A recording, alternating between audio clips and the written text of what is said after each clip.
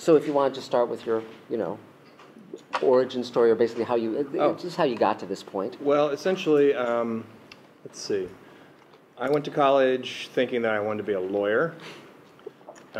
Decided once I got to know the law students that wasn't really what I wanted to do, and realized also that I wanted to be Perry Mason and not a real lawyer. I wanted to bang on tables and object and make all kinds of big speeches, and that wasn't remotely what the actual law students were being taught to do. Mm-hmm. So that kind of went nowhere. I left college. A friend of mine was living in LA trying to be a writer, and he just said, why don't you come back to LA and be a writer with me? And we were in a literary society in college together, and he knew that I liked to write. And I just said, what the hell, because I had basically flunked out of school, and my senior year I had 1 semester to go, and so don't let this happen to you. So I just moved to LA on a whim and started sleeping on his floor in a studio apartment in Studio City. And took a variety of odd jobs. I was a messenger, I did contract administration, I was an animal hospital receptionist, and one day I started dating this girl. Because every story starts like that. Mm-hmm. And she found out that I was a Star Trek fan because I had Captain Kirk posters in my apartment. And she said, I have a connection to Star Trek The Next Generation, which was at that point in its 2nd season, and she had worked on the pilot in the casting department. She still knew people over there, and said, I could get you a tour of the sets, because they used to have a regular, so many people wanted to see the Star Trek sets in those days that they actually had a dedicated sort of, all right, once a week we're going to take people down to the set. So she made a call and said, okay, I got you on the set tour, it'll be in 6 weeks. And I just sort of, for reasons that are still unclear to me, even at this distant remove, decided I'm going to write a script and take it with me. That this was a good idea. That's great. So I wrote a spec script called The Bonding, and I took it with me, and I conned the guy that was giving me the set tour into reading it, and he liked it, and he turned out to be one of Gene Roddenberry's assistants. He gave it to an agent. Agent submitted it to the show, sat in a slush pile for about 7 months. New executive producer, Michael Piller, came aboard at the beginning of the 3rd season, was looking for material, started going through the slush pile, found my script, and bought it. Wow. Asked me to do a second one, and I did a second one, and then I got a call one day just saying he had fired a writer and needed a staff writer, and could I start tomorrow full time? Wow. And I was there for 10 years. And wow. That was kind of, I got a very lucky break. And, you know, But you made it happen because you wrote the script. I did. Right. I actually, I mean, I wasn't that guy. I wasn't like pounding pavement and knocking on doors and really. It was one of the few scripts I actually completed. Right, exactly. There was a lot of starting and stopping of right. scripts. So you're the guy everybody hates. Yeah. Right. Yeah. Exactly. So, but the thing is, there was something. It's very interesting what's in one's control and what's not in one's control, and sometimes luck can be extremely kind. And because what was in your control was that you wrote the script. You took the initiative, even though no one had said, oh, well, we'll read people's scripts, or, you know, there was no opening. He created that opening. But Michael Piller was the wild card, because Michael had sold a script, was it Simon & Simon? It was, he'd written a spec script that had gotten his career going. Most shows did not, had, for instance, on Sliders, we were forbidden to read Sliders specs because, for obvious reasons, there's a huge litigation risk in reading spec submissions, particularly widely. But Michael Piller had said he had an open door on the Trek shows that he was affiliated with, where they would read spec scripts. Because the rule was, when I did it, you had to have an agent, and the agent submitted it, and then they just kind of set it aside. It was literally the slush pile just sat in this box. But after Michael bought mine, he decided, well, this is a great way to find writers, and he got Paramount Legal to write up this release form. And as long as you filled out the release form, anybody could submit a Star Trek script. So we got like 3,000 scripts a year. And we had 2, maybe 3 full-time Star Trek readers who did nothing but read Star Trek spec scripts and write up coverage of them. And they're both in mental institutions. Yes, of course. To this very day. Of course. But the fascinating thing is that one year, I think 25% of the episodes that year were from submissions that came over the transom that way, because a lot of those people got hired on staff, or they pitched shows, or they did something. Yes. But it was funny, because when I sold that story for First Contact for the episode to Next Gen, they called me after it aired and they said, "Were you ever a judge on a Writer's Digest script writing contest. And I said, no, why is that? And they said, because someone is claiming they submitted a script to that contest and you ripped off their idea. And so I said to them, and then I think this was when Next Gen was on and DS9 was on and I think Voyager was coming down the pike.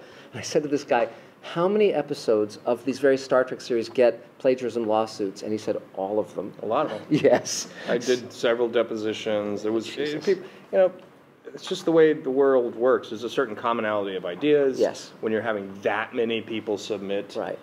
Chances are somebody's coming up. We used to have the big board in the writer's office that was called the Star Trek Cliche Board. And when freelance writers would come in and pitch us ideas, we'd listen and then we would gather as a staff and we would log in how many of the ideas, you know, the planet is alive, Data becomes God, there's a transporter malfunction that does something crazy to a crewman. I mean, there were... Right. So, and eventually you would do one of those stories. Yes, of course. And then there'd be 50 people who had pitched it before, yes, but... and they'd come after you. Yeah. So yeah. Well, it's very funny because when I was story editing Friday the 13th series, people would come in and try and, like, rip off a Twilight Zone episode and run it by me, and I'd say, boy, you're talking to the wrong guy.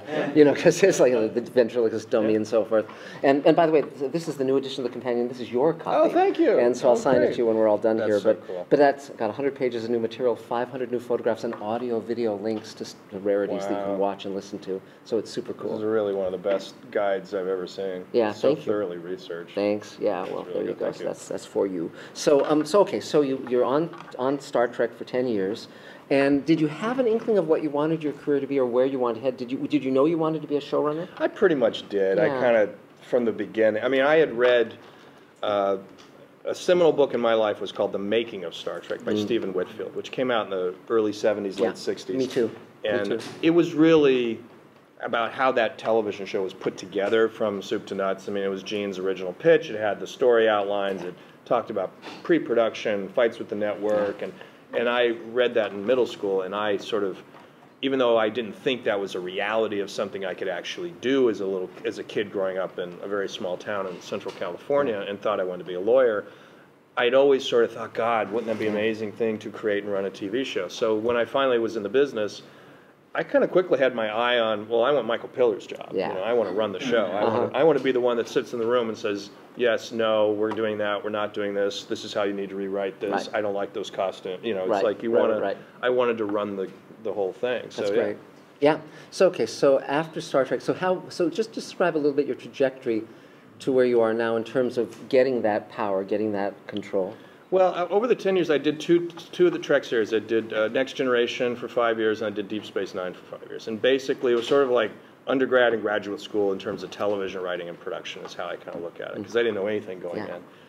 But you accumulate experience just by being on the show and going to production meetings, going to casting sessions, having notes, rewriting scripts over and over and over again for many reasons, for creative reasons, for budgetary reasons, for location reasons, for actor reasons, and you're constantly learning how, okay, somebody says to you, you've got to cut 5 pages out of the script, how do you do that? Or somebody says, we've got to lose $50,000 from this budget, how do you do that? This location won't work, there's no stairs at that place, you wrote this on the stairs, you know, you have to constantly be figuring out how to problem solve, and then how to get a team to work together, how to manage your cast, how to manage your writing staff, and I just worked my way up through the ranks. You know, by the time I left at Deep Space, I was a co-executive producer, and I was pretty much had spent a full decade of my life learning the craft and learning not just the craft of script writing, but also the nuts and bolts of production and how to produce television. So when I left Star Trek, then I went to a show called Roswell. That oh, you were the one. So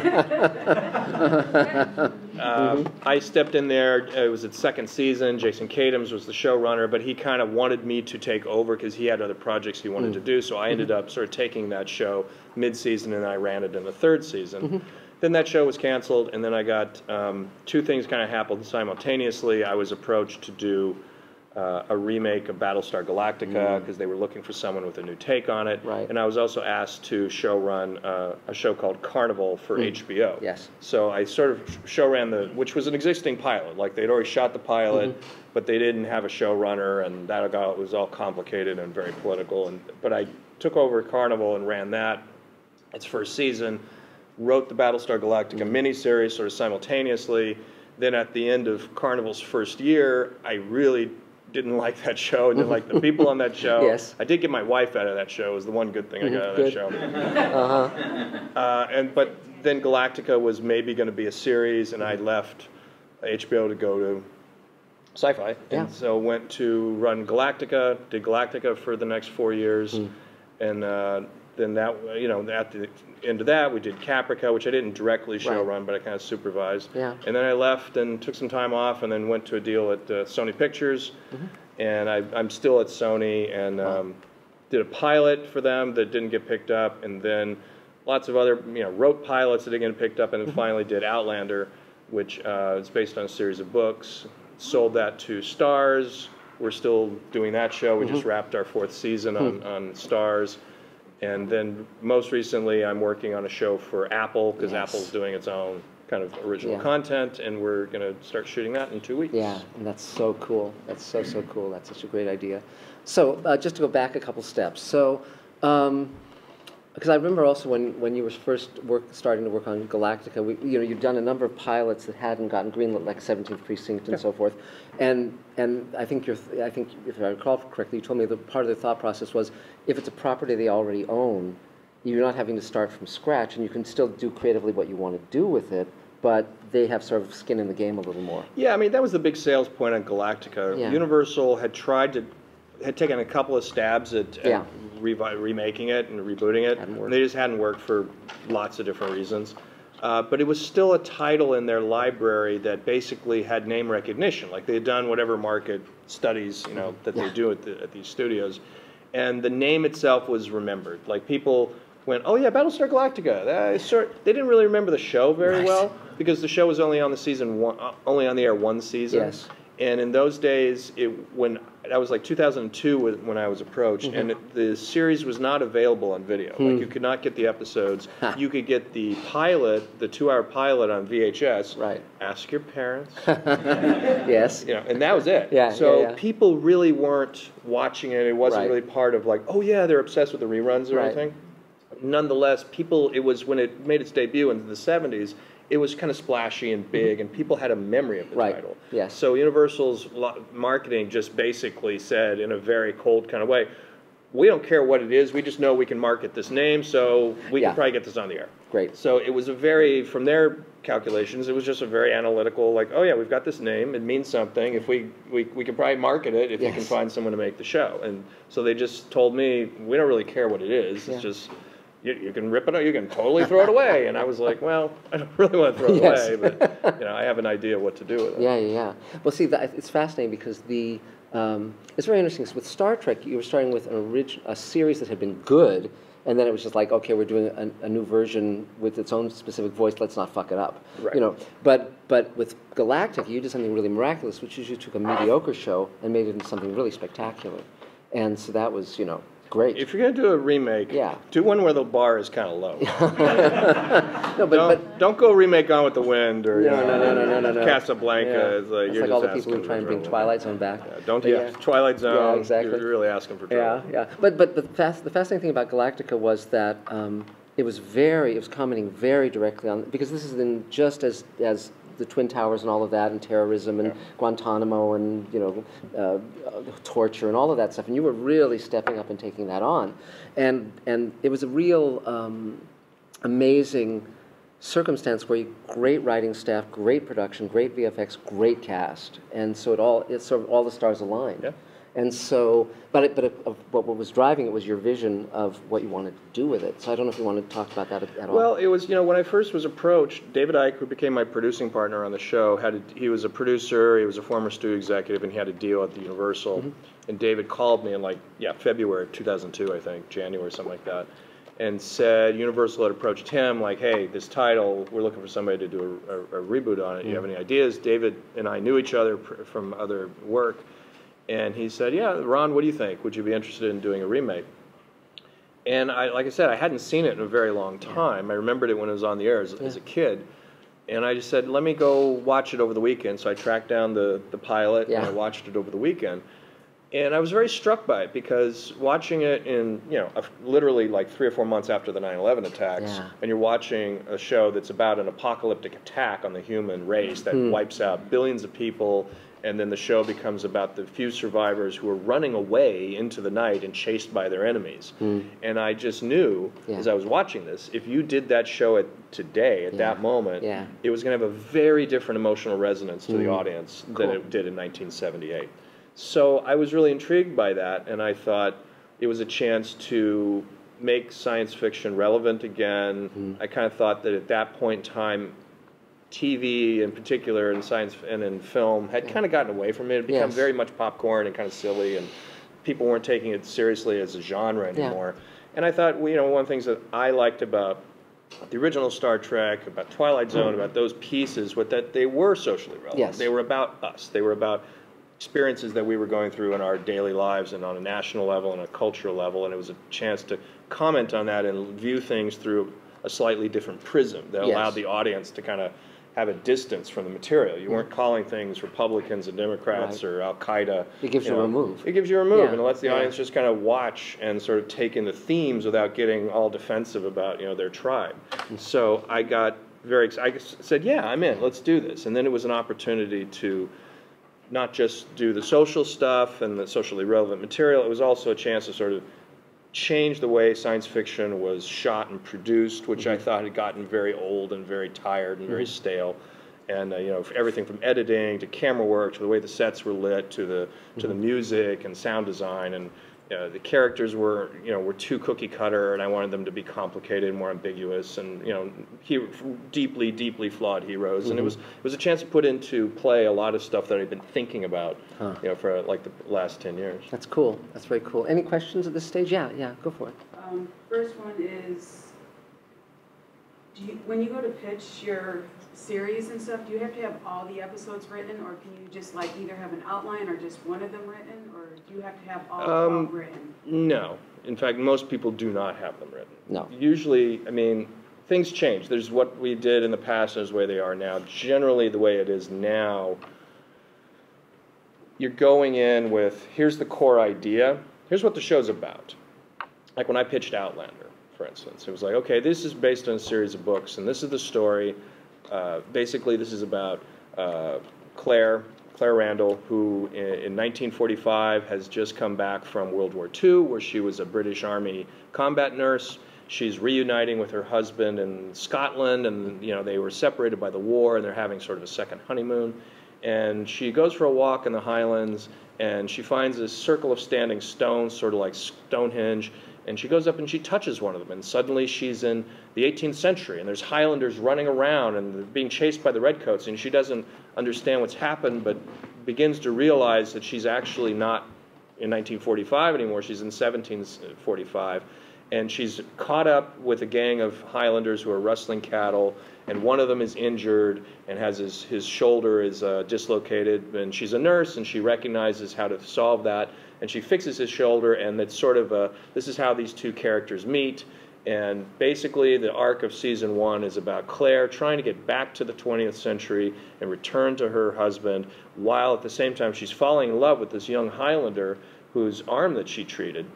It's a story of this woman trying to sort of make her way in the 18th century without giving herself away and finding her way home. And the character arc becomes sort of a triangle through time where she's in love with two men. And by the time she's almost ready to go back to the present at the end of the season, she's also fallen in love with this young man. So that was like the nugget of the pitch, and I kind of embroidered on it a little more in the room, talked about the setting, talked about the way we would shoot it, sketched out a couple of more of the characters, and then I kind of stepped back and gave a general sweep of season 1, told him who the villain was, and sort of where it would end up. And then I kind of just really briefly sketched log lines almost of a couple of the later books. And then it was like, so that took about a half hour. It was about a half-hour pitch. And then there was a lot of questions. Then the network would question and ask this or ask that, and usually I had answers for them. So that's based on source material. On an original, I would probably do, in fact I do, pretty much the same setup and the same sketch of what the show is. I usually pitch the pilot in a little bit of detail just to kind of get them to understand the first episode of what you're establishing. I like to introduce characters as they occur in the story. Like, here's Claire, here's her husband, then she meets Jamie, and I would stop and talk about Jamie, and she meets Jack Randall, the villain, and I would talk about him, but in the context of telling you the story.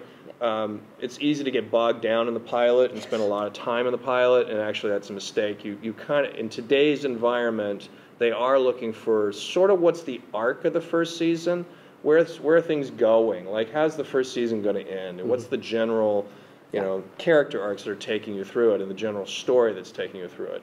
And in today's world, they also kind of want to know that there's at least the possibilities of subsequent seasons. Well, the second season is sort of about this.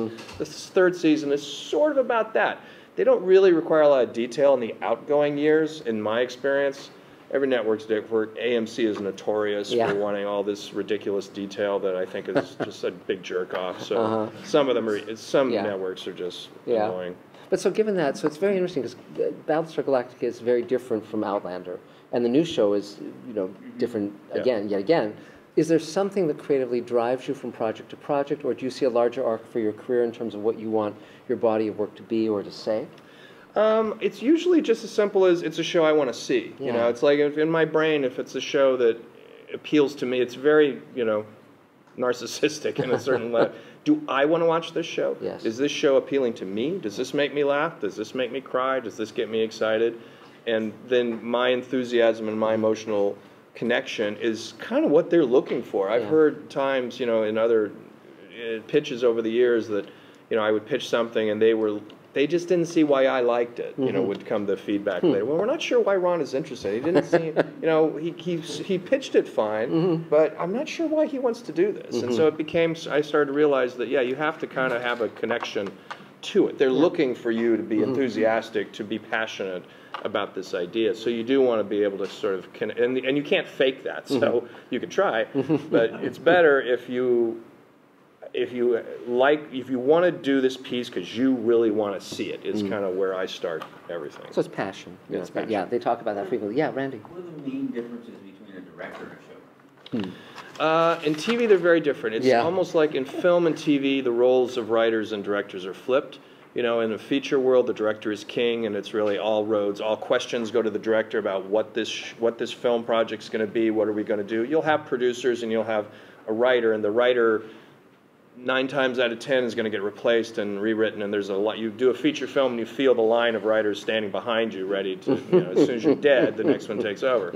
So, and you're just shuffled in and out. Generally, there's obviously director writers, and there's writers that are very important and so on. But generally speaking, the writer in feature film is not nearly as important as the director. In television, it's exactly the opposite. The writer, producer in TV is king. The directors come and go. There'll be a director that will come in and shoot your pilot. Generally, he's gone. He or she is gone. Then you've got another director for this episode and another one for that one. And the showrunner is the one that's keeping the whole thing together. Like, my job is to manage the whole series, to keep an eye on every aspect of the series. And this week, I'm working with you on this episode because you're directing it, and we'll talk about it. And I want your input, and I want you to give me your ideas and how you'd like to shoot this and so on. But my job is to keep in mind that whatever you're doing can't screw up the rest of this. You can't go off in some direction stylistically or creatively or in terms of story or performance that then makes episode 2 out of sync with episode 3. So as a result, the showrunner really is in charge of everything. Yeah, and there's also a new job description that's just emerged the last few years, which is the executive producer / director, like Michael Menken was on Defiance, where you have a director who's basically on staff and he's setting the directorial tone and kind of riding herd over the other directors, because you have to have a continuity of style on episodes, and that doesn't mean you can't have certain things that go take a little bit of a left turn, but not too far a left turn, because it can't, as Ron was saying, it can't fuck everything up. So, one question I had for you was, when you actually became a showrunner, were there any surprises in doing that job, or was there anything that was particularly difficult when you made that transition to being the guy at the top of the pyramid? I knew pretty much how to run the show from the production side, but what takes time and learning and is a different tool is dealing with the network and the studio, in a different way, because now you're the one on the front lines, taking those calls, having those arguments, trying to decide what is a hill to die on and what is not. Yes. When to really say, I'll quit, if you don't do this, and when you just have to suck it up and find a compromise. How to address their notes in a way that doesn't destroy your material, but makes them feel that they're part of the process. Because, like it or not, they are part of the process. And this is how the game is. You have to be able to play the game. Yeah. And it's a different kind of salesmanship. It's pitching. At the beginning of my career, I'd say the biggest thing I've learned, one of the bigger things I've learned over the years is at the beginning of my career, I hated pitching, despised it, didn't understand why I had to be a fucking used car salesman. It's like, this is not what I signed up to be, was to do this.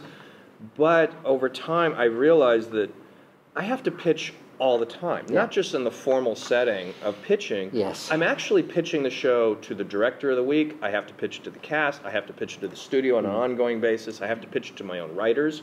I have to pitch it to the art department. I'm constantly telling the story, and I have to be able to tell the story in an engaging way to almost anyone who's my audience at that moment. So you do have to learn how to tell the story over and over again verbally and engage somebody directly and get their attention and make them laugh and get them to understand what it is you're trying to do with this piece of material. And so it's really one of the most valuable skills of the whole thing. And how do you balance writing with the rest of that job?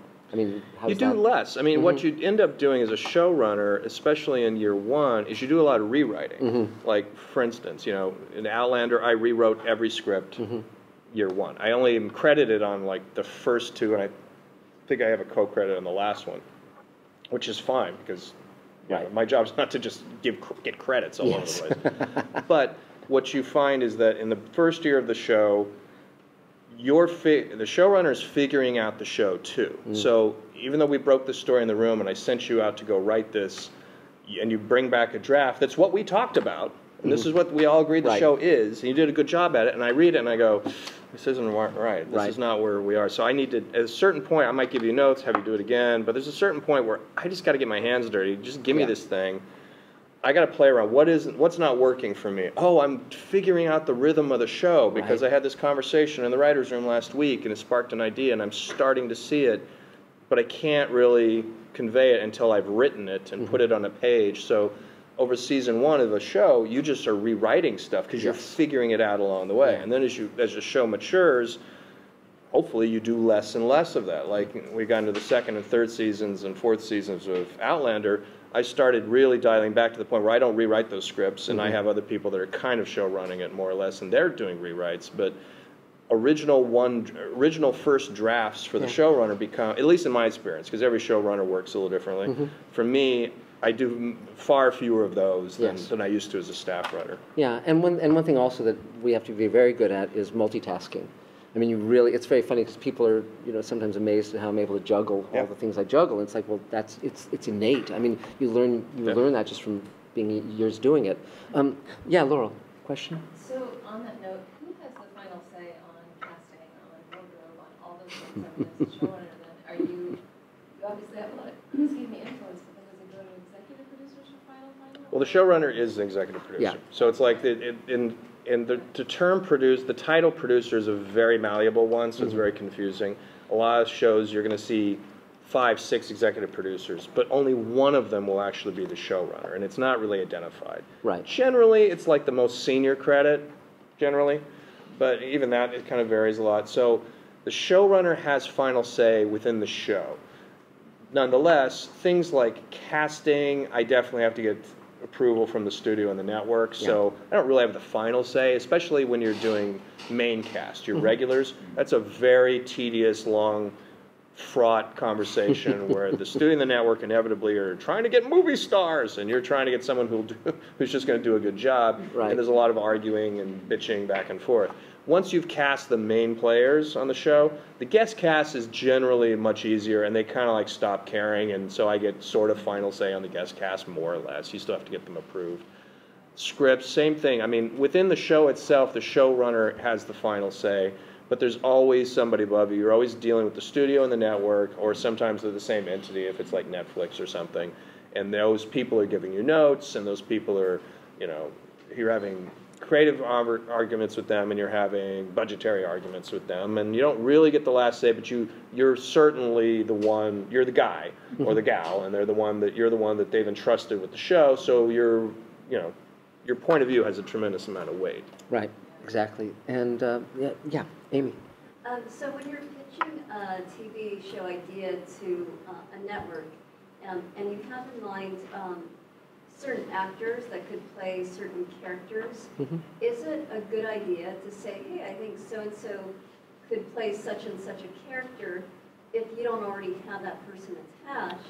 I generally wouldn't say it like that. What I would say is, this is a character like so-and-so, and name an actor that they might know. This is if you have that person in mind and it's a name that they'll recognize, you're like, this is a... I'm so bad with actor names. Edward James Olmos. All my names are like so old. Well, it was great with Battlestar Galactica. Where you said, well, we'd love someone like Edward James Olmos, and then you got Edward James Olmos, and then the actress which never happens. Right, and Mary McDonnell. And Mary McDonnell. So that was great. You never get that. But also, there's an evolution of the medium, which is very interesting to at least comment on for a second, which is that when I started, it was 3 networks and syndication, and that was the whole ball game. Then, of course, cable rose in the ascendancy, and you started to get Showtime and HBO and those guys, and then cable, basic cable like Sci-Fi, which you and I both wrote for, and now you've got Netflix and these other guys who are bringing enormous muscle to the equation, and then there's the final thing, which is audience financing content, which is the next thing that's coming. It's not quite here yet, but it's really interesting. So when we, I'll talk about that more later, but, and casting is very different. I've raised $1 million for Space Command, and it's still going strong, and I'm just able to reach out to very high-level actors because of science fiction, because they're all at the conventions and all of that, and I've worked with many of them. So, but that's a completely different model, and it's not quite here yet. But to get back to you, so have you found, working for UPN and then, et cetera, for like Outlanders with stars, as you said, and now you're working for Apple. Are there differences in the hierarchy? Are there differences in how you're building the shows? They're all, they're very, very similar in that you go through basically the same structure, the pitch. Are they going to buy a pilot script? Are they going to order the pilot? Are they going to take it straight to series? That's still the basic decision tree for all these places. And then some are more bureaucratic than others because they've been around longer. They have more layers of development people and just people whose job I'm not sure what they do. Yes. And then and a lot of it has to do with personalities. Some networks culturally are just more difficult to deal with. Yes. Because that's just the way they always are. Like, people hate working for CBS. Yes. CBS drives people insane. Yes, yes.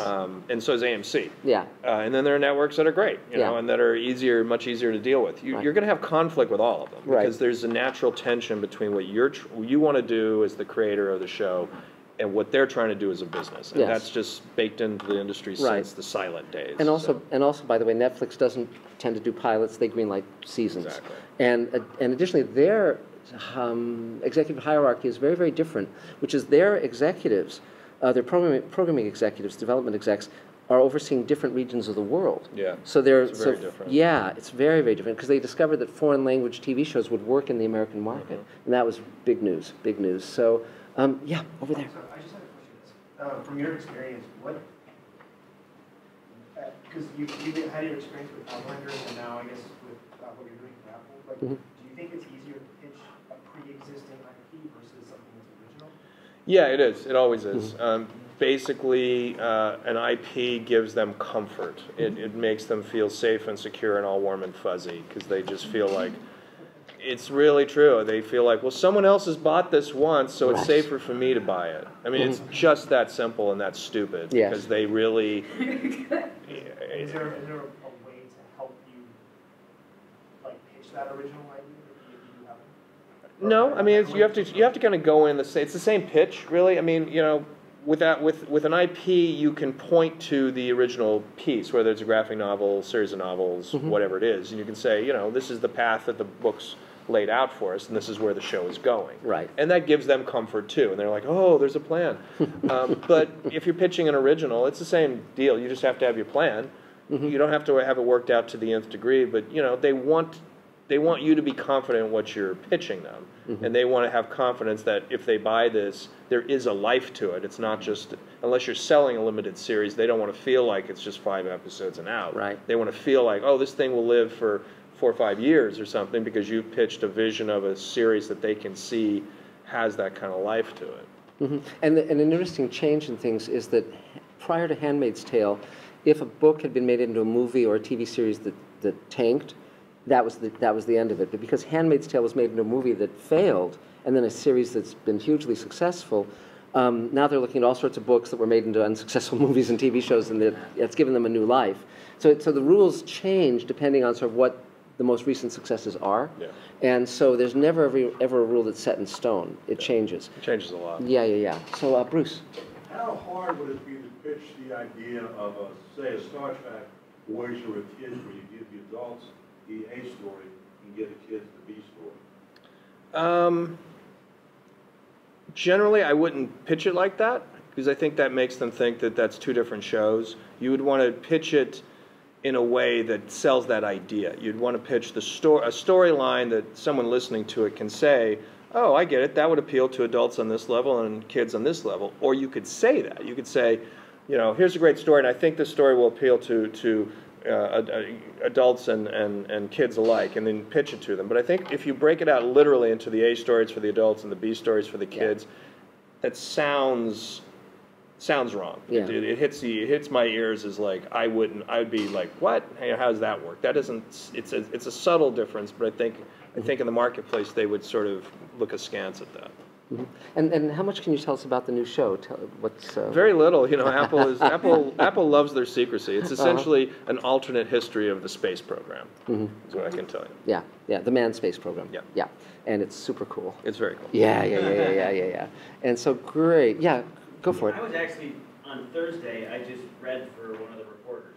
Oh, did you really? Yeah. I was interviewing Geek Slate. Oh, okay. There you go. Hire that guy. That's really fun. Yeah. Yeah, but just the page I had for the audition, it seems amazing. I'm like, oh my, this is about space programs. Yeah.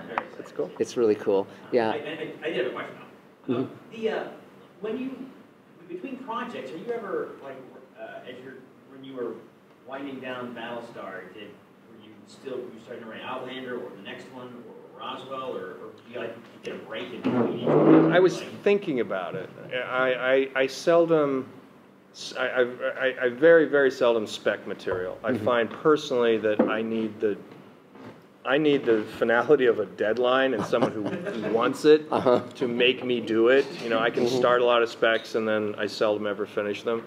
However, part of the gig is once you get into TV as a writer, you are always developing. Like I was developing other projects all the way through Battlestar, all the way through Outlander. A lot of them just never make it further than the pitch, or maybe I've sold the pilot script and that didn't go any further. But you're constantly working on the next project. And so there's a lot of time spent on taking general meetings, looking at other IP, having writers pitch concepts to you, sitting down with other writers, hey, what if we did a show about so-and-so?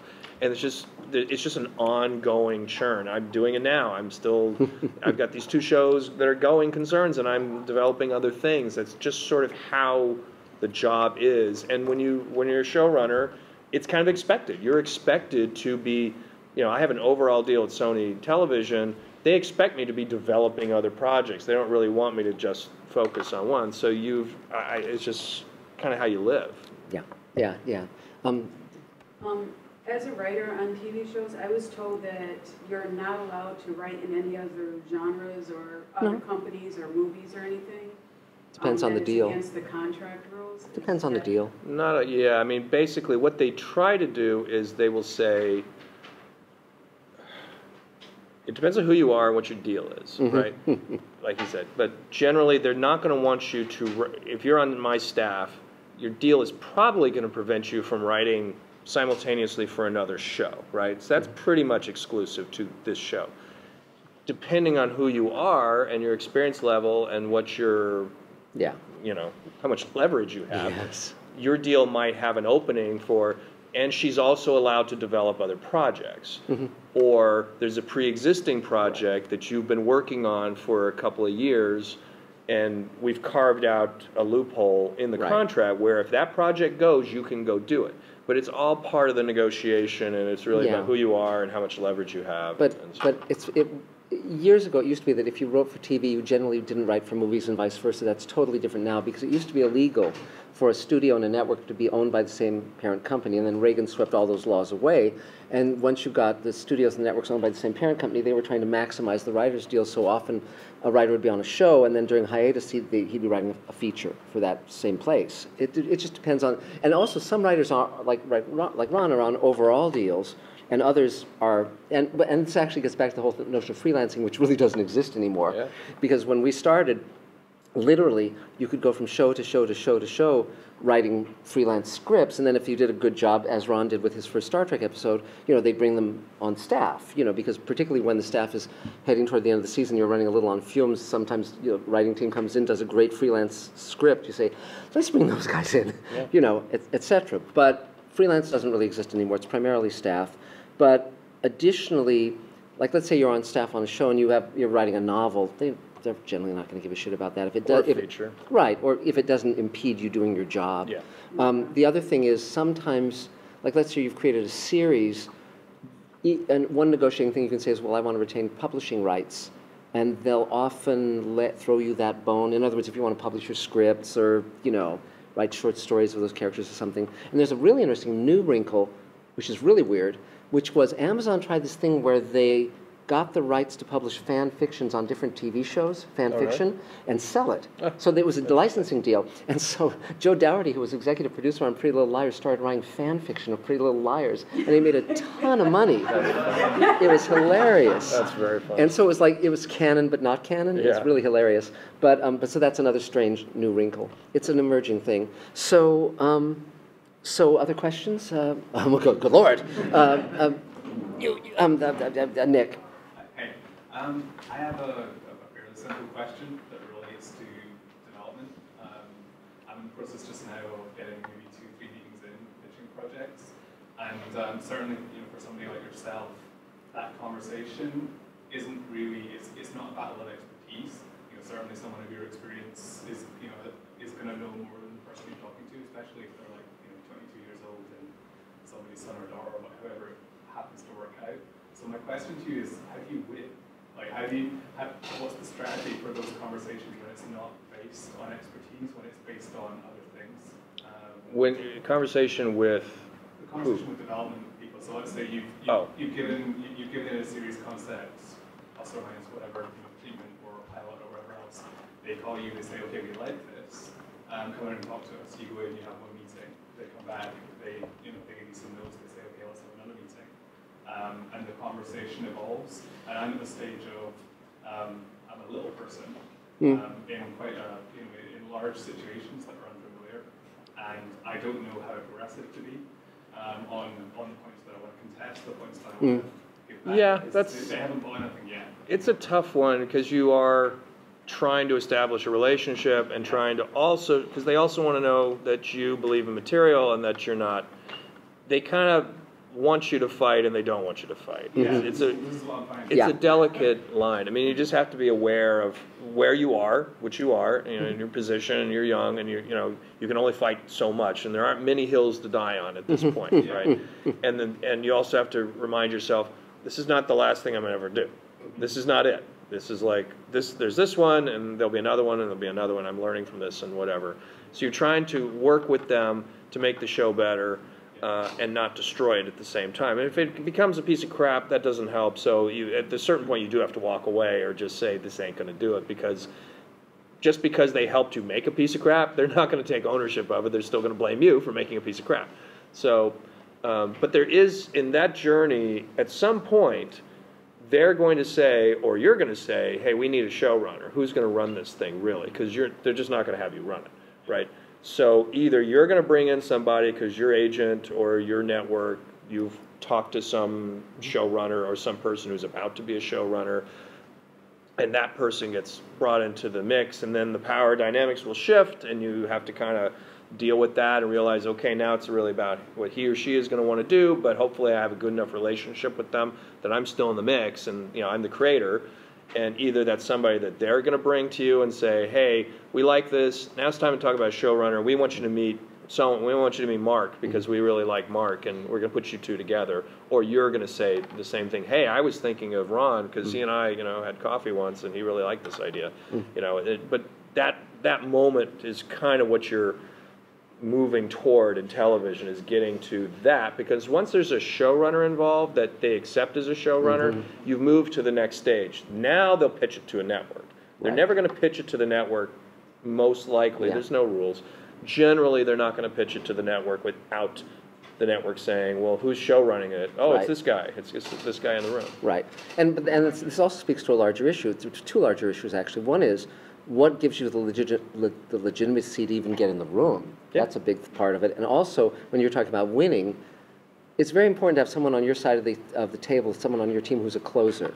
And that can be almost anyone. It can be the agent, it can be the writer, it can be anyone, but someone has to know when to close, when to actually go from, we're just talking about this, to let's move this forward, let's make this happen. And so do you have any thoughts on that subject, or, you've been very successful? Yeah, it's tricky, because generally where I am and where I've been for a while, that kind of happens after the pitch is over. I've had 2 instances where somebody bought it in the room, which is fantastic. Yes. It's great. It's the unicorn of pitching. It's like somebody says, let's do it right then. That almost never happens. It's fun. Generally, it's like, oh, that's great, let's go talk about it. And then you leave the room, and then there's a lot of, your agent stays behind, or the studio exec stays behind, and then they have a whole other conversation, and then you hear, okay, here's what they really thought. They actually hate it. They said they loved it, but they hate it. Or you're like, what? Or sometimes it's vice versa. I sold I sold a show called 17th Precinct at NBC, and I went into the pitch, was the president of the network and a couple of her development people, and I knew her, because I talked with her a few times, but during the pitch she was giving me nothing, man. It was just like stone-faced, didn't laugh at the jokes. I was like, I'm just dead. And I'm just pitching my little heart out. But at the end, we got in the elevator, and my agent stayed behind, and the studio execs and the other people I was with, I was like, well, that's dead. We were all just like, by the time I got to my car, I got a phone call from my agent saying they want to buy it. They're buying it. So sometimes you just don't know, because the people on that side of the table are used to hearing pitches 1,000 times. And they can give you mixed, they can just be the stone-faced people that we're not going to give anything up. I've had the other experience too, where, oh my God, she loved it. She's laughing at the jokes. She's asking questions. She's saying, this is fantastic. And then it's like, she really doesn't want to buy it. Doesn't give a shit.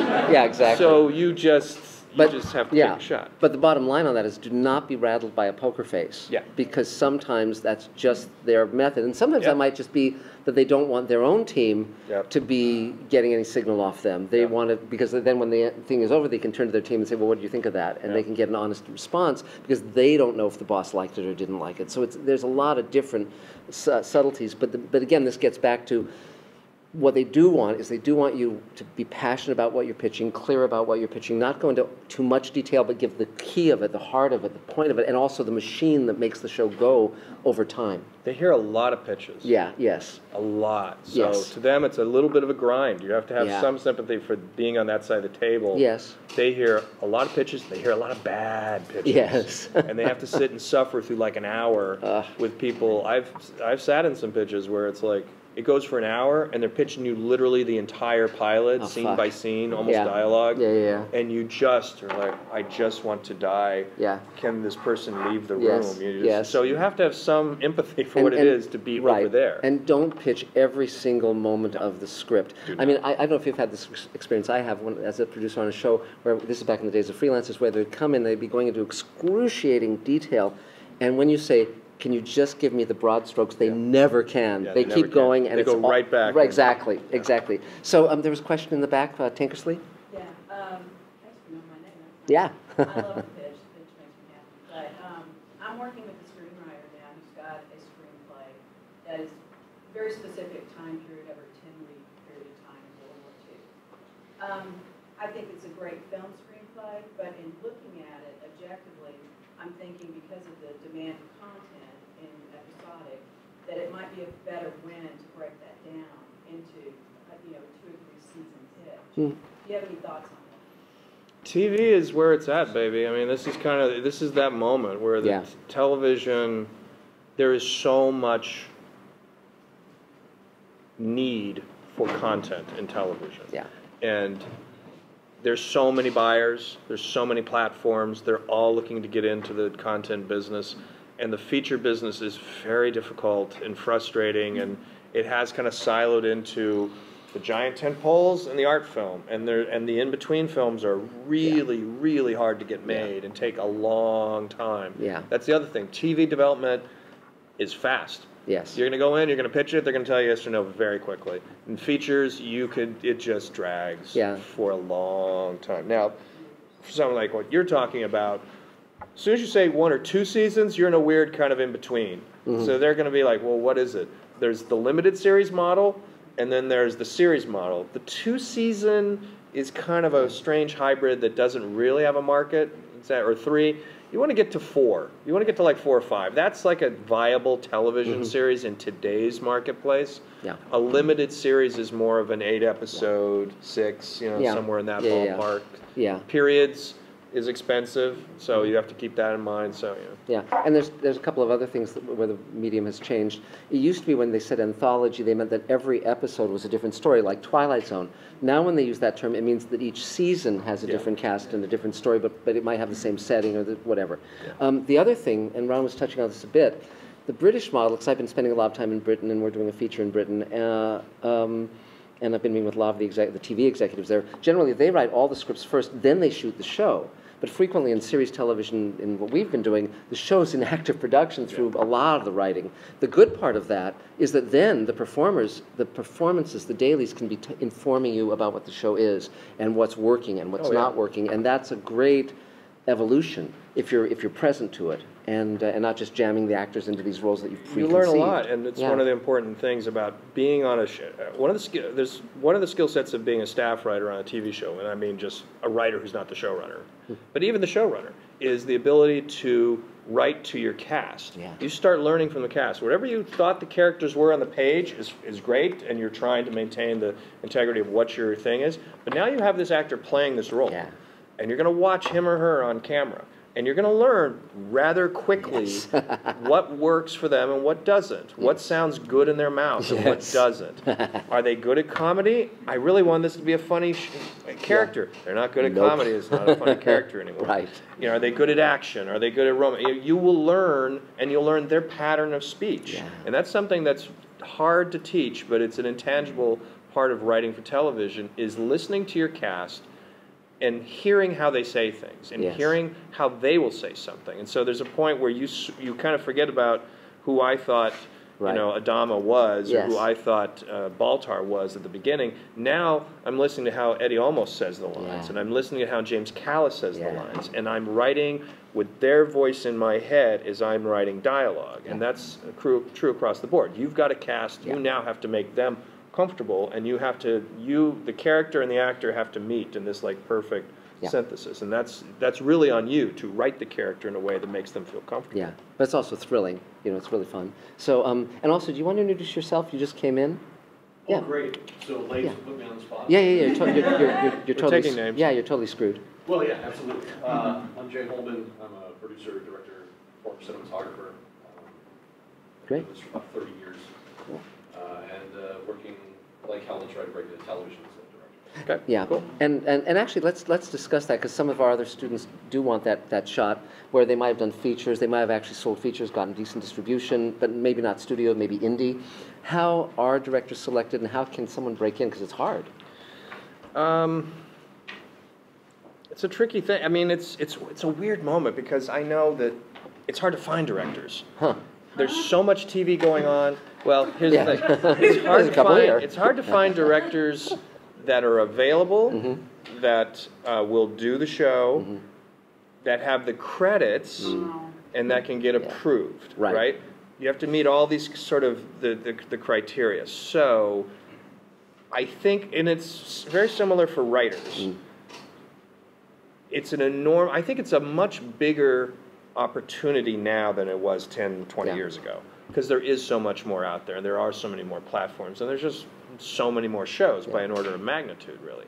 So there is more opportunity. It just doesn't feel like it and make it a little easier when you're trying. When you're trying to get the first one is always the toughest one.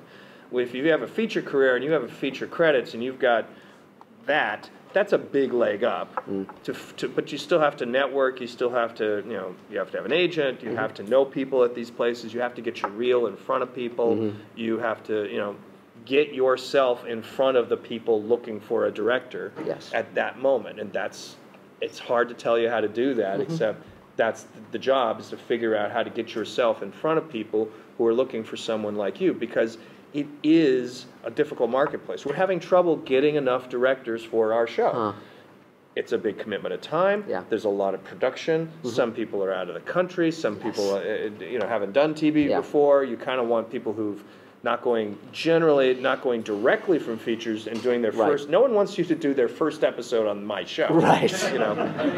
Because the pace, if nothing else, in a feature, you're going to, shoot 3 pages a day. We're shooting like 8 to 10 pages a day. Not an independent feature. That's very true. But the schedule is still generally longer, and we're shooting an episode in 8 days. That's a much more compressed time frame than, generally speaking, you're doing on a feature thing. And you're doing it. It's not quite as guerrilla.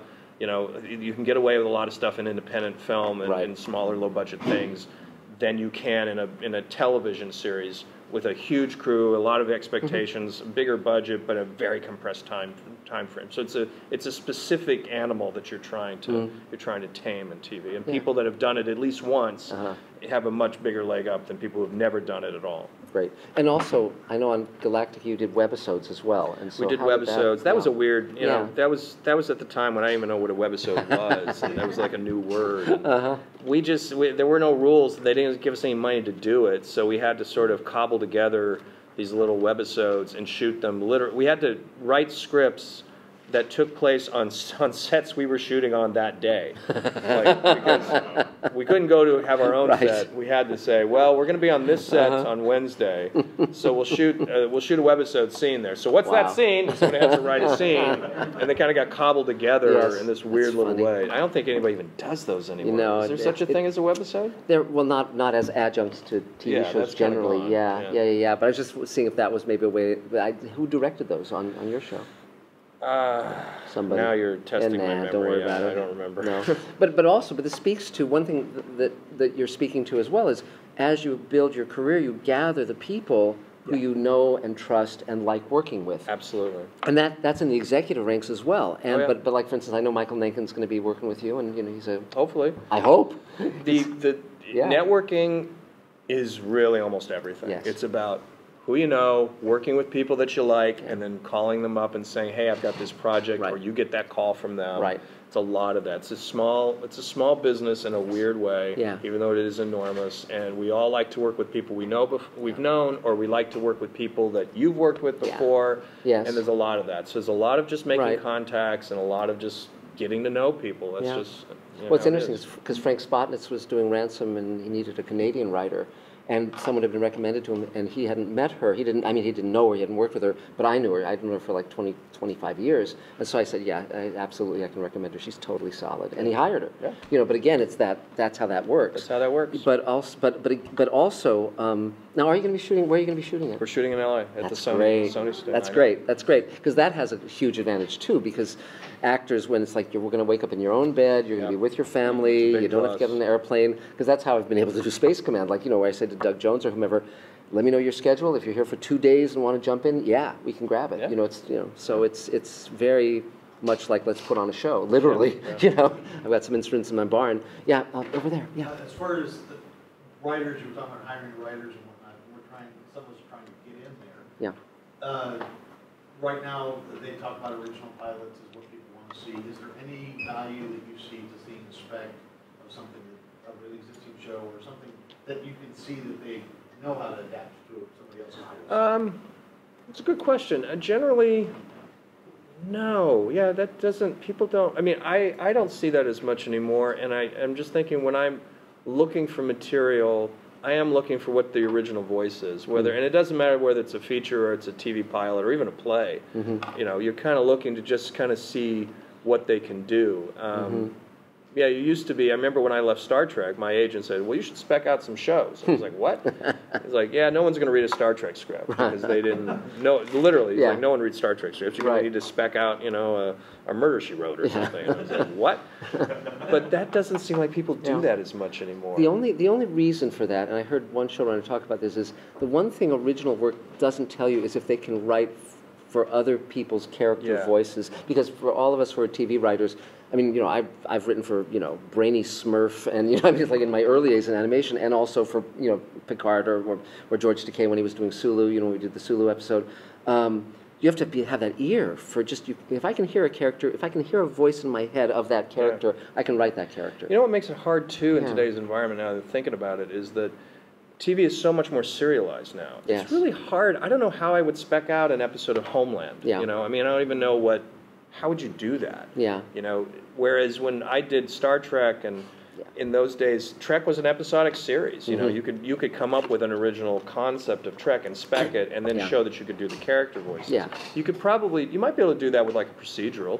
Like if you were interested in doing NCIS or something, you could spec an NCIS, and that would be valid. And they go, oh, okay, this is an episode of the series. But then the downside is that you could actually get hired on NCIS. Yes.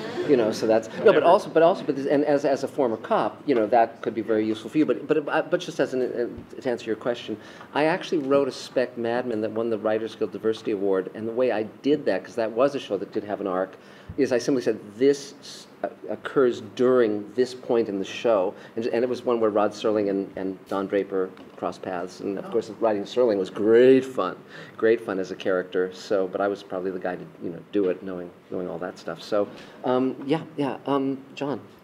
I wanted to ask you a question. If you could elaborate a little bit on your process with creating a series Bible.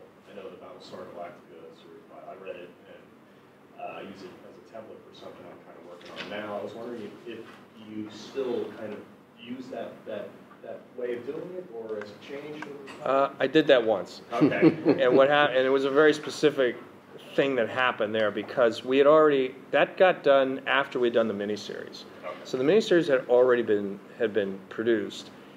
But at that point, I was on Carnival, and I thought I may not be able to leave Carnival and go do Galactica. So David asked me, could you write up a Bible in case someone else has to take the show? You know, and it's most likely somebody will. So I sat down deliberately to write a Bible for someone else to take over my show. So it kind of forced me into doing stuff. And then when I got into it, I started to really enjoy it. I really liked writing all these character bios that hadn't even occurred to me yet. But I had the advantage of having seen the characters on camera. So the character bios were all written with those actors in mind and things we had already established. I didn't do it at the very beginning. And if I had done it at the very beginning, the Bible would have been very different, because my thoughts of everything, of the show, of the series, of the story, of the characters evolved over time. So when I wrote that Bible, I'd had like a year of thought and work had gone into it, so certain ideas had started to sort of gel about what the series was. I mean, we're sort of, on the Apple show right now, we're kind of developing an ad hoc Bible as we go along, because I recognize the value of having that kind of document, but we never did one on, say, Outlander, you know, because we had the books, so you didn't really, it is a good tool. I mean, it's a good process to go through. You just may not need it at the beginning, because the show at the beginning, at the pitch, and at the pilot stage is going to change so much. Right. You have to either be willing to constantly revise that Bible and keep changing it, or you might as well just wait until you've got something a little more solid. And also, it used to be that you would write a Bible for the freelancers, and there were many shows that I pitched to where I had to write a Bible for the series I was pitching to, just because they didn't have one, and I needed to know who was what and what was, you know. And often I would even just, when I tell a show to them, I'd say, here's a Bible for your series if you want it. But but now with home video and fan websites and all that stuff, it's accessible. But the other thing is, with the new show, of course, that's very research heavy, because you're getting into the space program and the terminology and all that stuff. So it's good to have a central place to go. To So great, and that also speaks to advisors and all of that stuff too. So So AJ, director. Of the directors that you've worked with in the past, what would you say are aside from availability, the memorable traits or skills that keep you wanting to hire? they elevate the game. They make the show better than it was on the page. It's kind of the simplest. You know, there's Michael Reimer, who directed the Battlestar miniseries and many of our most important episodes, lifted the material. I was very proud of that script for the miniseries, but when I saw it, I was like, wow, he lifted it. It was better. He got better stuff. He gave it nuance and texture. It was still my story. It was still what we wanted to do, but it had enriched it, and he had brought new things to it without damaging it. I think that's the trick. It's like, it's a director in TV, you want them to come in. I always say they're a guest in our house. Treat them like a guest. We treat them very nicely. But they're guests in our house. Don't come in my house and start knocking out walls. Yeah, yes. You know, don't change the drapes. No one said to change the fucking drapes. You know, come in and do what we're asking you to do, and bring your creative voice to it. And you can. I like directors that will challenge me. That will say, you know, this scene isn't working, and I don't get this scene. And I'll go, what do you mean? How can you not get the scene? And then as you have the conversation, you start realizing, oh, all right, so maybe the scene doesn't work for this or that reason. Or the director will say, you know, I just think there's a better way to do this, or you could do this with much less, or this, I'll never be able to shoot this on time. It is important that you have this dialogue with the director, and you just have to both acknowledge what your places are and honor each other's part in that. So my job is not to tell him how to shoot this. Not to tell you, I want you to shoot this on a medium, and I want you to shoot this on sticks, and I want the lighting. You know, then why are you even here? You know, I want you to go figure that out. I shouldn't get between you and the cast. I go down to that set. That's your set. I might be the boss, but I'm not going to go over to the cast and say, you know, I don't like the way you did that line, or give them acting notes, because then I'm really stepping on your toes. So I have to understand, you know, your domain, and you have to understand mine. And as long as we both get that, then we can kind of talk to each other. And I can say to you, I don't like the way you're shooting that. I just don't think that's the style of the show. I don't think we should be on a crane. We're not going to use cranes. You know, then we'll argue about it. We'll figure it out. And you can come to me and say, well, this dialogue is just, it sucks, man. I mean, I can't make this work.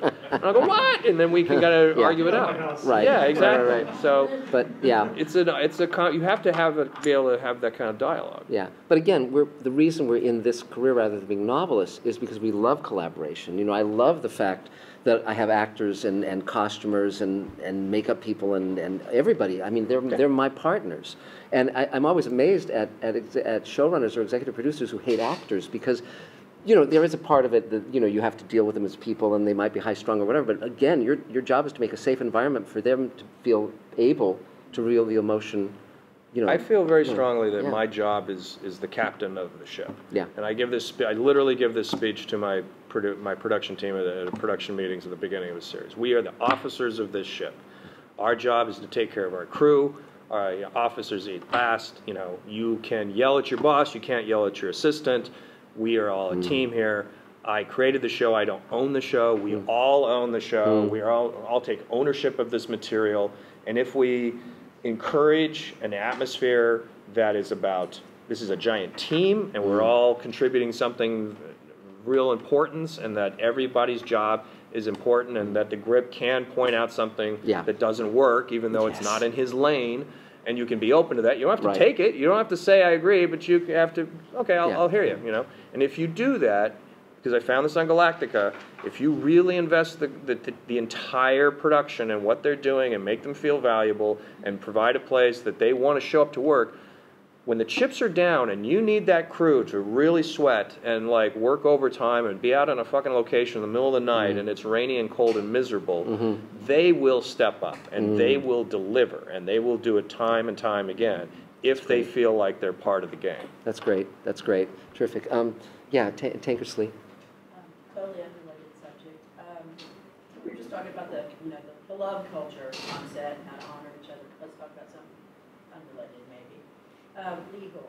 If you're going to be moving into a showrunner position for the first time, and you're an independent, you haven't done this before, what is it that you should do to set a good foundation for yourself? In terms of legal? I don't know what you... Foundation in your negotiations with the network. Well, that's all going to be about how much leverage you got, you know, and it's really about if this is the first time you've run a show, they're gonna hold you to a different standard than they hold me. I mean, that's just a fact of life. There's not much you can do on the contractual level. because most of the contracts are going to be fairly boilerplate in terms of consultation, artistic freedom, and there's a lot of just boilerplate that just, it doesn't matter what it says because the reality is very different. And also, also remember when they say you're going to get it in the back end, they mean that literally, you know. So the negotiating points with your agent are just, it's just going to be, what's your value in the marketplace? How much can you demand and how much will they give you? And that's all just about your market value. There's no way around that. But once you get in the job, it's a little different. You are the one running the show. You will have a tremendous amount of authority about how that show runs. Now, they might be down your neck from on above, but they're not coming down to the set, and they're not in your writer's room. So you still have a tremendous amount of responsibility to sink or swim on your own. And if you do it well and you do a good job, your leverage increases for your next deal. And that's kind of the way the market works. Yeah, but also the question becomes, you know, usually if you haven't been a showrunner, they're going to team you with a showrunner if they want to make your show. And there's no guarantee they can't fire you, by the way. So again, there's, you know, I mean, it depends on if you're the writer or not. Usually most people who sell shows are the writer, you know, because they want the voice of, and, you know, of that writer. Yeah, that's what they want. And that's really... But also, this is where gathering your friendships and making your friendships and knowing who's got your back is so important. Because because some showrunners are political animals, some are monsters, some are great people. They're there for the right reasons. And again, you sort of need to know that and have those relationships really solidly established. Because then, if they say, "Well, you haven't run a show, so we need to team you with a showrunner," then if you have your Rolodex, so to speak, and you can call and say, "Okay, let's see who's available and who they like and blah blah blah blah blah," because otherwise they're marrying you to somebody and you don't know that person. It could be anything, you know. So I don't know if you want to add anything to that or. No, I mean that is the gig, you know. It's about who you are and what's your reputation and do people like to work for you? Do people want to work for you? If you haven't, if it's new and it's your first one, it's just you're just going to be held to a different standard until you've kind of established yourself. And it's tough. You know, your first show running gig is tough. They're all looking at you a little skeptically. There's a lot of congratulations, you got it, and then it's like, well, you don't know if you can really do this. Yeah, exactly. You know, it's a lot of that. So yes, it's very fun. So other Kastori. Yeah, no, it's you. Yeah. There you go. If you are, in addition to writer, a great conceptualizer, and someone who, like a lot of people, kind of have a lot of things that kind of spark their minds and they start to write on certain things, how do you pick and choose? Is it based on like politics, what you really put your energy into, or is it more so do you go with what moves you more creatively? when you say a great conceptualizer, do you mean like you like to do production design?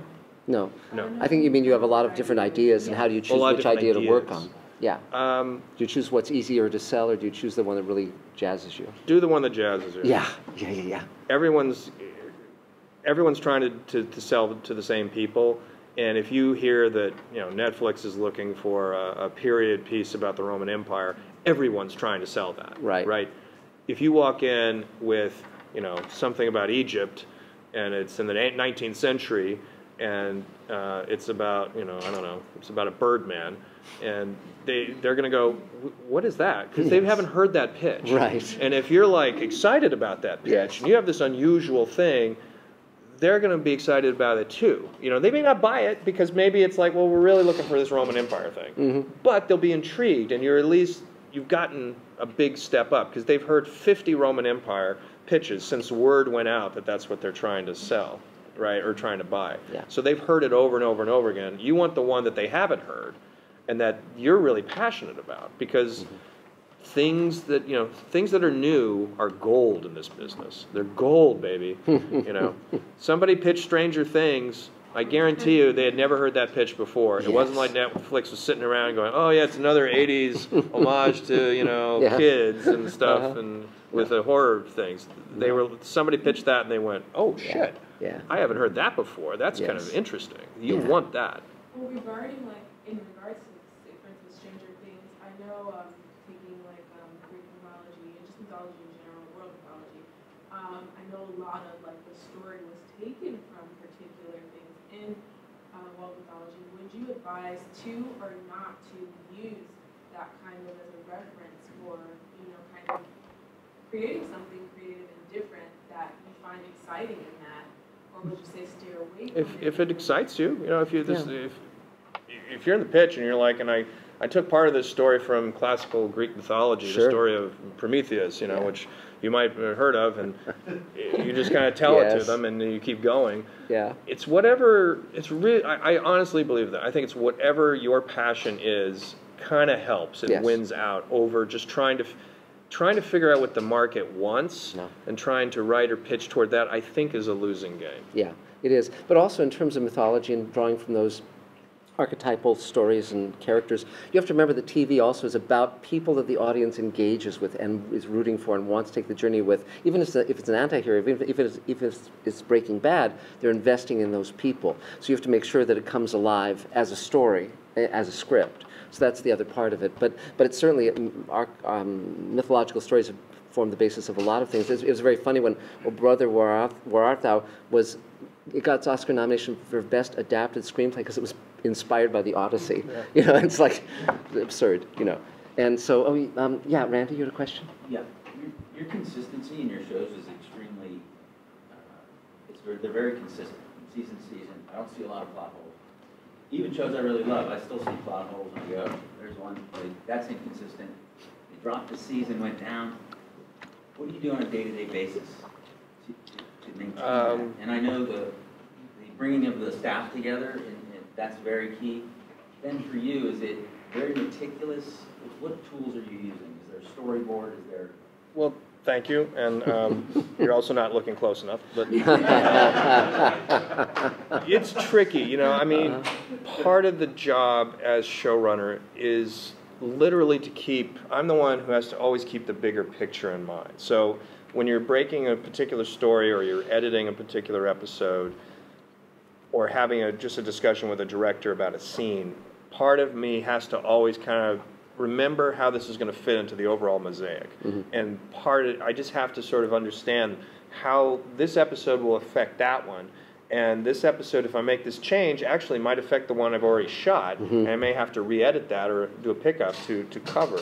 So you're constantly, I don't know how to teach it exactly, but there is a part of me that's always, I feel like I have to hold the entire show simultaneously and be aware of the ripple effects forward and back from any particular episode. If this character makes this choice here, we were going to do this down the line. Is that still line up? Yeah, okay, great. Does it not? Oh, okay. Either it's a choice then that I love so much, I'm now willing to follow up and make subsequent changes downstream, or I realize, no, this is going to screw up this whole other plan. Right. And I'm really the one in the firmament of it who has that responsibility. I mean, there's people that are keeping track of continuity, and there's people on your staff that are going to alert you, and you know, everybody sort of talks about the whole show, but no one really has that primary responsibility. So I'm always trying to keep it consistent, to understand how this is all going to fit together. And you know, it's an imperfect thing. We definitely drop stitches here and there. Is there diagramming at all, or you just really, you have a good memory? Like you're really good. I have a terrible memory in everything except television. I kind of keep it in my head, and I kind of live in it a little bit. I kind of think of it like the characters on some level are real to me in a very strange way, and I feel a disturbance in the force when they make a change that I know is like, for instance, right now in the Apple show, I know that I was doing a rewrite of a script this past week, and I was making changes in the character of the one character in particular. But as I was doing it, I was like, oh, this is really cool, but I could think 4 steps ahead and 4 episodes ahead and realize that's going to change that episode there, but I like it. Fine, I'll change that. And I was just constantly clicking over all the choices and how they kind of domino, you know, through character. And I think that's just a good exercise as a writer to realize repercussions. Characters make choices, and those choices then imply other choices. And you can't always then turn them to where you wanted them to be originally. Sometimes you have to just keep going down this path because this is where you are now. Yeah, and the show talks to you. It really does. It does. I mean, if you're on your game, and you know, because the other thing that's really cool and something I love to do is I love to meet actors whose work I admire and then write a role specifically for that actor. That's really fun, and because again, you get a sense of perhaps something that's inherent in them that hasn't been exploited in roles they've played necessarily. And, you know, I mean, and there's certain actors who are just so much fun to work with, like Armin Shimmerman. He's great fun, you know, and so I plug him into things, you know, and that's, you know, it's just, you start to have an ensemble of actors you like to work with as well. And that can be very, very fun. So, yes, it was, and your name is? Michael, yeah. Yes. Can you talk about the process of how you staff writers and how you evaluate which writers to hire and how does that change from show to show? You try to, you know, you're looking for work on the page. You're looking for somebody who can generate a good first draft and has chops. And you're also looking for someone who will fit in that room. So there's chemistry, and you're envisioning, you know, when you're putting the initial staff together, who are the players? Have I worked with them before or not? Like on Outlander, when I staffed it originally, season 1, I made a creative choice that said, I want half people who know and love these books and half people who've never read them before, and that'll be part of the tension in the room, is figuring out what's important for the fans and what's important for the general audience.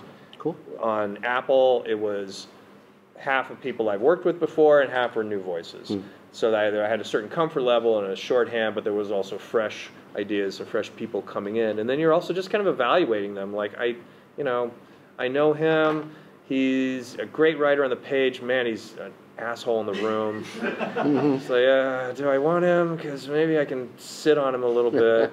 And then there's the ones that are, oh, she's great in the room. Her scripts are like okay, but she's so good in the room that, you know, well, we'll help her, you know, because it's worth it. So you're trying, it's a complicated sort of equation of trying to find magic, because the writer's room, in my opinion, is the heart of any television series. That's where it happens, or it doesn't happen. It's in that creative space. You're sitting with your writers, and you're thrashing through the series, and you're arguing things, you're coming up with different things, you're laughing, you're crying, you're learning incredibly intimate details about each other, because every writer pitches stuff like, this happened to my mother, or this was my childhood trauma, and you're just like, you know, you're sucked in. So you know these people incredibly intimately, and you have to have a camaraderie and a sense of togetherness that allows you to, okay, here's my episode, and no one really likes it, so we're going to re-break it, but you're not taking it personally, and it's just like, it's part of the game, and so you have to kind of build it. And this also speaks to where you have to be passionate, but also know when to stop. Yeah. You know, because again, it's a collaborative effort, first of all, and secondly, the showrunner outvotes everyone, ultimately. Yeah. He has to. Ultimately, I say yes or no. That's we're going to do it or we're not going to do it. And you can make your case. You can fight for it, and I'll let you fight for it, and I'll let you try to talk me into it. But at a certain point, it's like, we're done. All right, we're not doing that. Yeah. And so, in terms of the writers who you haven't worked with before, who you don't know, how do they get on your radar? They come in various ways. You know, the studio and the network will be pitching you writers. Other writers are suggesting writers. Your agent has a list of everyone at their agency they want you to look at. It's just, they come at you from all directions. But it's a seller's market as a writer and a director and an actor out there right now. And the good writers are not sitting on the sidelines. Good writers got jobs. So you're trying to like grab writers before they get on to the next show. Right, exactly. Do you ever consider people that have dyslexia or know a way for those of us that do to get the attention of? Sure. That doesn't, I mean, I've worked with writers that have dyslexia, and they all just kind of compensate for it in ways that always mystify me, but they're able to do it. So it's not, that doesn't, if you're able to do the job, that doesn't really hold anyone back. Exactly. And earlier you had a question, Bridget. Was there something, Bridget, that you wanted to ask? I'm sorry, I just want to make sure we didn't miss your question. Okay, good, that's fine. And Jay, go for it. On the subject of directors, how much weight do you put into somebody who shadows or into the network labs or workshops? A little. It kind of also depends on how they're coming to me. Is this somebody I've known in a production and I've seen them shadow and I've seen them, you know, put in the time and effort, and that gives me comfort that, okay, and maybe I'll take a risk on them. Is it somebody that's had that experience on another show and the showrunner tells me, hey, you know, they've been shadowing and doing this all this stuff? Yeah, it counts. I think all that shows genuine, you know, work ethic and a genuine want to do the job. Yeah. Great, cool. And Amy. So, what's your process when you're creating a season arc? You're just trying to. I mean, I guess I start with the end.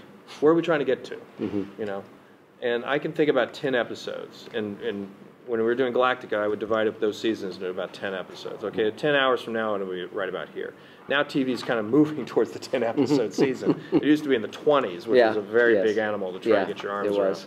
But I kind of think of, it's a classic 3-act structure. There's always a beginning, middle, and end. And we're starting here. Where do we want to end up at the end of the season? And you sort of just plant a flag there in my head, and then you try to arc your way there. And then you have to be flexible and go, well, that flag is in the wrong spot. Or, oh, this is the end. It's actually where I thought it was going to be the middle. Let's stretch this out. Or we need to keep going. That's not the end of the season. But I just feel like giving yourself a goal of where you're trying to get to provides a way to design an arc to arrive at that point. And there's also the budgetary aspects of, you'll have certain shows, that are episodes that are big episodes where you kind of put a lot more visual effects or whatever, and then you compensate by having shows that are smaller in scale. So there's a lot of horse trading that goes on with that stuff too. So yeah, John. I was wondering if you could talk about some of the major risks you've taken and which ones you feel paid off and others that did not pay off for you.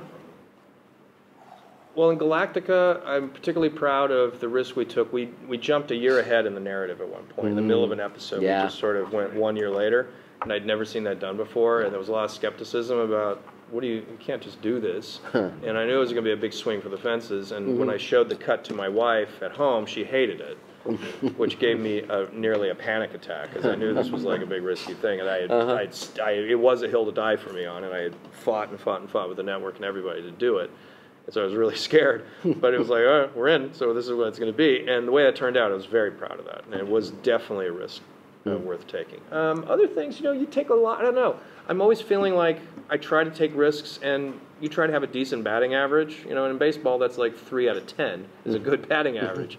And there's a lot of things you try that just don't work, and you have to be willing to acknowledge that they're not working and change it, rewrite it, throw it away, do something else. But yeah, I like taking risks. I like trying to do things that I haven't seen, or a surprise that I wouldn't see coming. I think that's part of the fun of doing the job. Yeah, absolutely. Well, the thing is, we've all seen thousands and thousands of hours of television, and so how do you make it entertaining? Because part of the entertaining part is people see something they haven't seen, or they're surprised, or they're engaged, and you have to, and that's also the passion of being a writer, because you're speaking from your heart, you're doing something that thrills you. That's what keeps it alive. I like looking at it saying, okay, the audience thinks I'm telling them this story. Yes. And the audience gets engaged because they've watched a billion hours of everything, and they're always thinking ahead. The audience is always kind of thinking where you're going to go, and oh, I know what's going to happen. Oh, this character is going to do that, and this is going to be the story. And I like to sort of play into that a little bit, and then yank the rug and make them realize, oh, I thought I was watching this story. Holy shit, I'm watching that story. Yeah. And at that moment, if you just surprise them once, now they're kind of like this, because they don't know when you're going to do it again. And it's a really nice way to keep the audience engaged, is to change things up, to surprise them, to do what is not expected. But they do want that comfort of, I know I'm going to get on this roller coaster, and it's going to be the same roller coaster. That's the joy of doing like an NCIS. That's the joy of procedural, and I think that's a legitimate joy. The audience, on some level, wants to get on that same roller coaster every week. I want to know who the villain is by this point. I want to know who the red herring is, and I want the satisfaction at the end, because I'm going to ride that same roller coaster. I'm going to have the fun of that last loop, and here we're done. Yes. Right?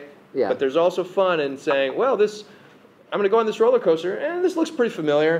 I've probably been on one just like this before, and then you get on it, and then it takes a left. You're like, holy crap! And I didn't see that coming, and now you're in a whole different game. But that said, you also do have a certain compact with your audience where there's certain things that surprise, where they go, oh, that's great, I love that, that's going in the direction, but you don't want to violate their trust in certain areas. So it is a dance, because you don't want to just give them what they're expecting, because that's not going to work. So in other words, they're not dictating story, but there is a relationship that is important. Tankersley. The first time I saw that done well was when Lost kind of shattered the audience's perceptions. Yeah, quite a bit. And it did it so beautifully that most people hung in there for a long time and binge watched it, because I was one of those people.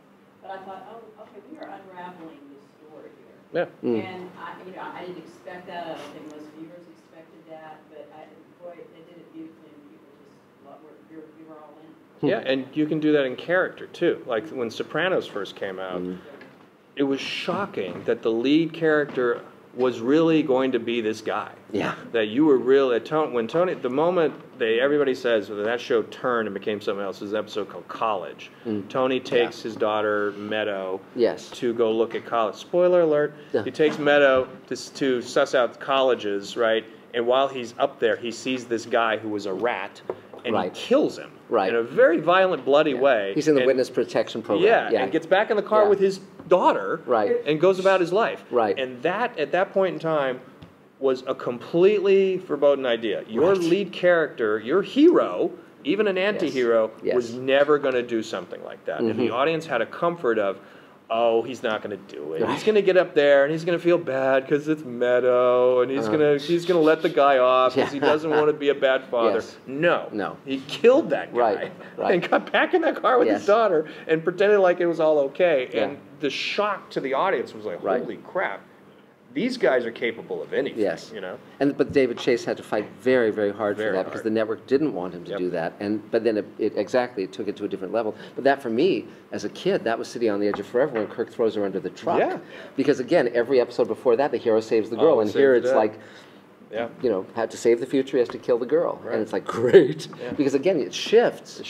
But also in that moment, it shifts the possibility of what television can be. And that's really useful for us as writers. But as an example of, you can't betray the audience either. If he had shoved Spock in front of that truck. Exactly, yes. Forget whether that makes any sense or not in the plot, but if they had tried to pull that off, you would have felt a betrayal of everything that you thought the show was. Yes, exactly. You can't go there. Yes, and this is also why Harlan's draft was not as strong as the ultimate draft that emerged, because he had Kirk not able to do that, and then someone else has to do it and hold him back from stopping them. And whereas Roddenberry and Ed and Gene Coon and all those guys saw where it needed to go. That's what the show was. Absolutely, absolutely. So yes, Alice. Yes. Can we shoot a show first and then sell to the network? How likely is that? It's hard. It's a lot of money. You know, these shows are very expensive. I mean, people. I mean, you can talk to them about this, but there's, you know, people have done presentations. I mean, anyone who would shoot a pilot on spec is out of their fucking mind. Oh, it's crazy. No, but the real answer is, the challenge is that you want the development executives invested in the project, and if they're along for the development of the project, they feel ownership in it. And that's also why there's that dance between the give and take when you're in the meeting pitching the show. If they say, well, can it be Philadelphia instead of San Francisco? Sure. But can it not be about a father and a daughter? Can it be about a midget and his parrot? And well, fuck no. You know, or whatever. You know, you decide where that line is. But it's such a changing landscape now. The rules are so in flux. There's no absolute rule across the board. Because if you said, well, could someone who's never done TV and has done a web series, could they become a showrunner on HBO? Well, Saray, you know, on her show, that's what happened. And so Lisa Dunham. Yes. Lena Dunham. Lena Dunham, but that was because what's his name, the comedy guy, he kind of walked her in, and Princess Penny was also on with Issa Rae too. Yes. But and by the way, for those who don't know, when I said it's fucking crazy to shoot a spec pilot, that's what I've just done. I've taken $1 million from my audience and shot it. But the fun part of that, of course, is that I have enormous freedom. I can literally write what I want to write, cast who I want to cast, and it's very fun to have your own studio.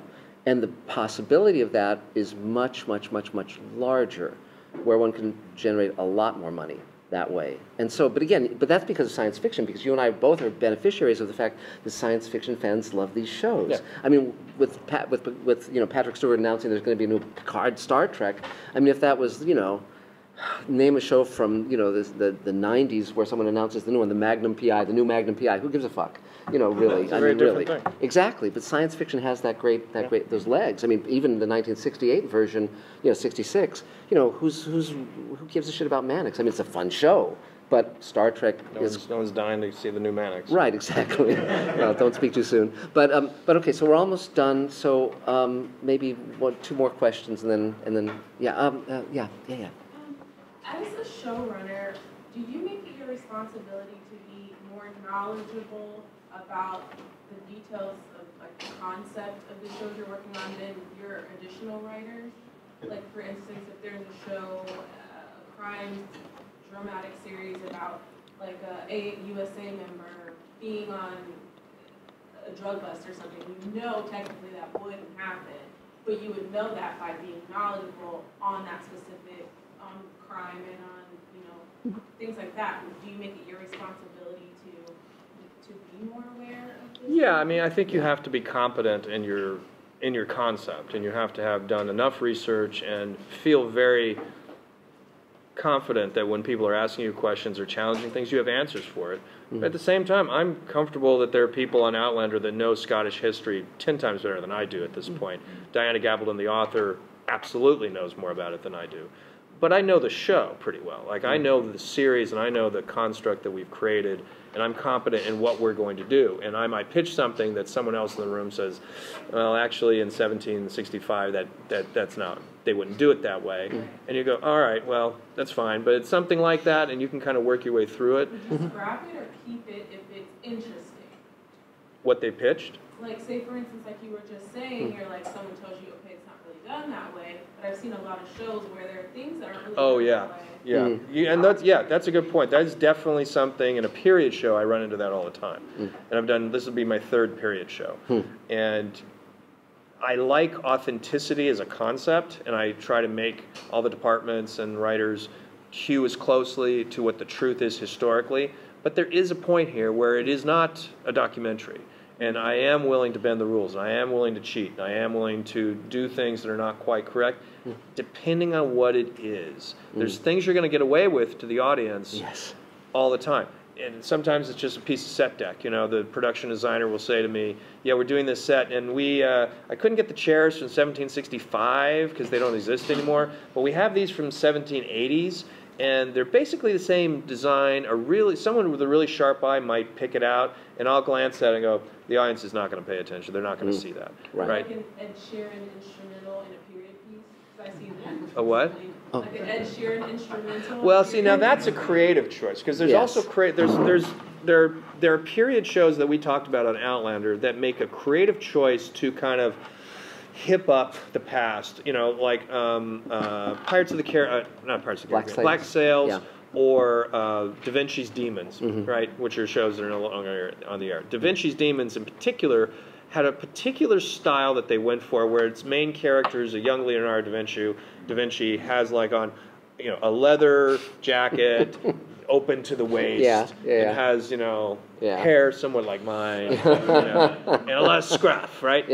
And the women all have an awful lot of makeup for Venice in the 16th century. And that's just a creative choice that they've made. And then they're doing a hip hop soundtrack. You know, they're deliberately doing something fun, and that's part of the aesthetic of their show. Right. So, fine, go with God. If that's what you want to do, go do that. If you're going to do the way we do Outlander, then the parameters are narrower. Okay, I'm going to bend the rules here and there, and sometimes I'm going to do something that's not historically accurate, and I get it, but I'm doing it because it's too expensive to do it otherwise, it screws up the story, it's too complicated for the audience to understand, it's whatever, okay, and I'm just going to do it. But I'm not bringing in hip-hop music, because that's not what we do. So it's, you have to kind of judge them, what's your intent of the show. You also have Bear McCreary. And I have Bear McCreary. Yes, exactly. So now we're almost out of time. So I guess just one more question, Laurel, I guess? Oh, wow. Uh-oh, look out. No pressure. Yeah. Going back to the differences, I mean, you've had a great career, you've seen so many changes. Is there anything else you want to leave us with in terms of where things are at right now with all these new platforms like Apple? I'm curious, too, about the financial end. I mean, are you more restricted because finances are different than they were back in the big studio days? Or? Things have changed. I mean, it's an interesting time in the business because almost all the rules are being changed as we speak, and I couldn't tell you how the business is going to look 5 years from now, because 5 years ago I didn't think it would look like this. No. It's a remarkable time. I mean, have we reached the point where there's now too much programming and there'll be a shrinking and a retrenchment? Maybe. I don't know. They've been saying that for a long time. It doesn't seem to happen. No. I think I tend to look at it very optimistically and positively. It feels like if you want to get into TV and you have an unusual idea, this is the time that you want to be in the business. You don't want to do it 5, 10, 20 years ago because there were so many fewer buyers. It's better now. It's so much better. Yeah. Chances are, any idea that is in this room, there's a buyer out there that you could at least talk to. Because there's one buyer that's looking for that idea. Now, they may not buy it, but in the older days, you couldn't even find that because they had a much narrower range of what they were looking for. There were far fewer of them, and everyone was chasing this core group. Yes. Now there's so many platforms, and there's so many different ways they're doing television. You have a fighting chance at finding somebody somewhere who might be interested in what you have to sell. So I think it's a very fertile time for creativity. It's an enormous opportunity for writers of all stripes in any genre, in any. The formats change. The schedules are all over the place. The season orders have changed. You can do a ton of stuff. You can do almost anything. It's not easy. You still have to network. You have to find. You have to get in front of that person. You have to be good. But this is the time to be selling ideas. It really is. And the other thing that's really cool is now shows debut worldwide, same day and date. You know, and that's amazing. So you can go around the world, and in airports, they'll have ads for the Westworld, all these shows. You'll just, it's amazing. So in conclusion, is there a piece of wisdom you can impart to these people that if you didn't say it, their lives would just be fucked? Watch Space Command. Yes. We'll have to get a video camera on you saying that. I can tell you the apocryphal story that was told to me when I first joined Star Trek: The Next Generation. And the apocryphal story goes thus: once upon a time, Vladimir Heifetz, who was a renowned violinist, concert violinist, is standing backstage at Carnegie Hall. He's getting ready to go on to do a concert, and a young man walks up to him and he says, "Mr. Heifetz, Mr. Heifetz." He's a kid. He's like 16, 18. What is it, kid? He's like, I want to play the violin, and I've been working on it my whole life, but I just don't know if I have talent. Can you just listen to me play for a couple minutes and tell me if I have talent? And Heifetz says, all right, kid. And the kid plays for him for like 2 minutes. And he says, what do you think? And Heifetz says, sorry, you don't have what it takes. Forget it. Walks away, goes on stage. Kid's devastated, goes home, puts the violin away. Time passes. The kid gives up music, and he goes into insurance or something.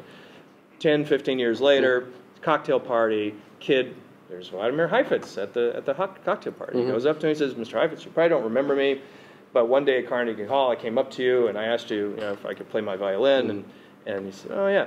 He said, and you said no. You said you don't have the talent, and hey, I'm okay. I left the business. I have a wife and kids, and I've been a successful insurance salesman, and all is good. But I just want to know, how could you say that to me? Why would you look at this kid and crush his dream? And Heifetz says, I say that to everybody. Because it's the kind of business that if you can be discouraged, you should be, and you should find out sooner rather than later. That is the most true thing in this business I've ever heard. It is the business that is going to tell every one of you people, you don't have it, that's a bad idea, that sucks, and you can't work in this. And you have to, you're going to react to that by a determination and a sense that you have something of value and you believe in your talent, and you're going to keep going, or it's going to knock you down and you should get out of the business. Because the business is built on that. I get rejection over and over again.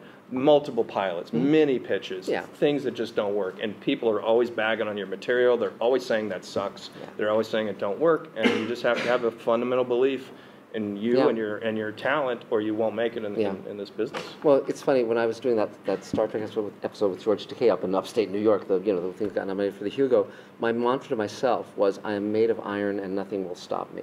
And you really had to own that, And but I want to thank you, Ron, for coming. I think this has been terrific. So, yay! Great.